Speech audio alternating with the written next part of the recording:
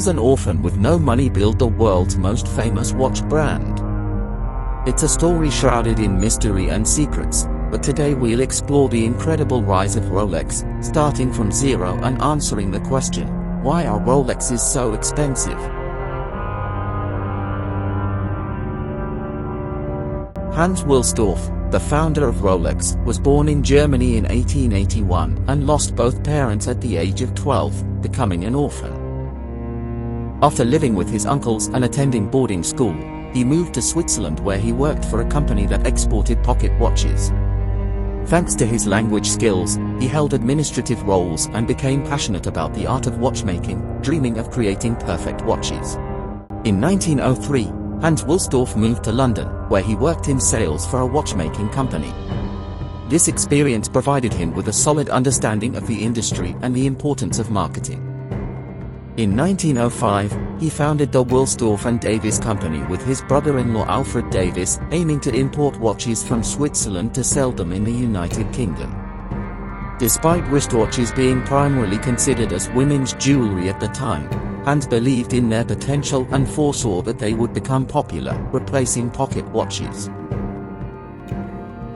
Despite criticism and doubt from others, Hans Wilsdorf decided to invest all of the company's money to place one of the largest orders of wristwatches ever seen at that time, focusing on quality despite the negative judgment of his business partner and others. Hans sought to learn lessons from the best watchmakers in the industry and, with determination and revolutionary vision, achieved success in the wristwatch market. He leveraged his Swiss contacts to import movements and begin producing high-quality watches. Hans understood that brand recognition would be crucial and decided to give the company a memorable name, Rolex. This short and memorable name conveyed style and authority, contributing to brand recognition. In 1910, Rolex obtained the first Swiss precision certificate for a wristwatch, and in 1914 the British Kew Observatory awarded a Rolex watch the Class A precision rating, an unprecedented success. However, World War I brought tensions between Germany and the United Kingdom, prompting Wilsdorf to move the headquarters from London to neutral Switzerland. During World War I, while many watchmaking companies were failing, Rolex thrived due to the popularity of its wristwatches among the military for their reliability. Rolex's success was also due to the marketing instincts of Hans Wilsdorf, who in the 1920s associated his watches with successful figures such as explorers, athletes, and pilots, creating a strong bond with consumers. In 1926, Rolex introduced the Oyster, the first fully waterproof watch, successfully promoting it through an event in which a woman swam across the English Channel wearing it, demonstrating its resilience.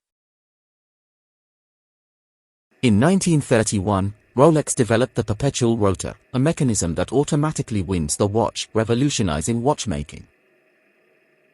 Hans Wilsdorf also dedicated himself to ensuring that famous individuals wore a Rolex, such as the crew of the first flight over Everest in 1933 and Malcolm Campbell during the land speed record in 1935. The success of Rolex, combined with excellent marketing and new innovations, led to the introduction of the Datejust in 1945, the world's first self-winding wristwatch with a date window. Just before this milestone, Hans suffered the loss of his wife, Florence, yet another tragedy in his life. In 1946, Hans Wilsdorf established the Hans Wilsdorf Foundation and transferred his entire ownership stake in Rolex to the foundation, which still holds full control of the company today. Thanks to its foundation status rather than a corporation, Rolex is not subject to corporate taxes on profits and donates a portion of its proceeds to charitable causes, although there have been reports that not all funds actually go towards charitable purposes. Being owned by a trust, Rolex has no shareholders or obligations to disclose financial activities, maintaining a high level of secrecy over internal operations and financial decisions. This structure can be seen as a move to protect the wealth and power of the company and its subsidiaries, with employees subject to strict non-disclosure agreements and restrictions on access to and disclosure of information. The lack of transparency makes it difficult to criticize Rolex, as few truly know its internal operations. After Hans's death in 1960, the new owners of Rolex continued to grow the company, but in the 1970s, they faced the challenge of the quartz revolution, which led to the introduction of battery-powered watches that were more precise and cheaper to mass-produce. These watches flooded the market, causing the collapse of many mechanical watchmakers, but Rolex managed to weather the storm. This raises the question of what makes Rolex so unique and how it manages to maintain such high prices for its watches. Meanwhile, in 2017, a Rolex Daytona owned by Paul Newman was sold at auction for $17.7 million, setting a price record. Even simpler models of Rolex cost several $1,000s. People are willing to spend so much on a Rolex primarily because they are well made and designed to last a long time. However, the value of a Rolex goes beyond just the quality of the watch. It has become a symbol of status and prestige. Worn by influential people worldwide, from rappers to members of the British royal family, the Rolex brand is associated with concepts of wealth and success.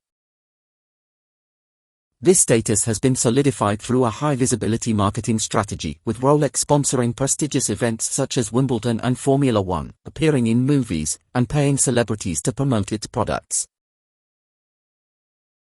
While a Rolex is not just hype and marketing, the company uses high-quality materials and craftsmanship that contribute to its high price. The rigorous testing according to high standards and investments in research and development add value to the brand. However, some calculations suggest that the production cost could be significantly lower than the selling price, with considerable profit margins. These profits are partially reinvested in advertising and sponsorships to maintain the brand's exclusivity and desirability. The brand is committed to preserving its prestigious image by selling only through authorized retailers and avoiding discounts or special promotions. This strategy aims to maintain an aura of exclusivity and prevent a perception of too easy accessibility.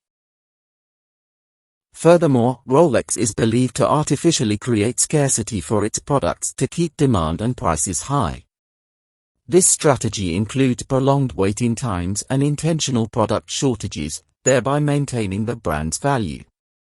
This constitutes a shrewd business strategy that keeps unmet demand and waiting lists in place.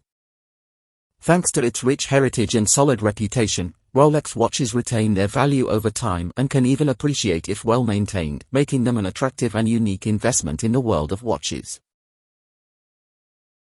The story of Rolex is an extraordinary example of transformation from a simple working watch to an icon of luxury and prestige through a well-orchestrated marketing and sales strategy. Despite the challenges faced since its inception, the founder, Hans, demonstrated perseverance, vision, and adaptability in achieving entrepreneurial success. The Rolex story offers valuable business lessons on the importance of these qualities in overcoming challenges and reaching goals. For this story, that's all. If you want to learn about more stories like this, I recommend subscribing to the channel and turning on notifications to stay updated on the latest news.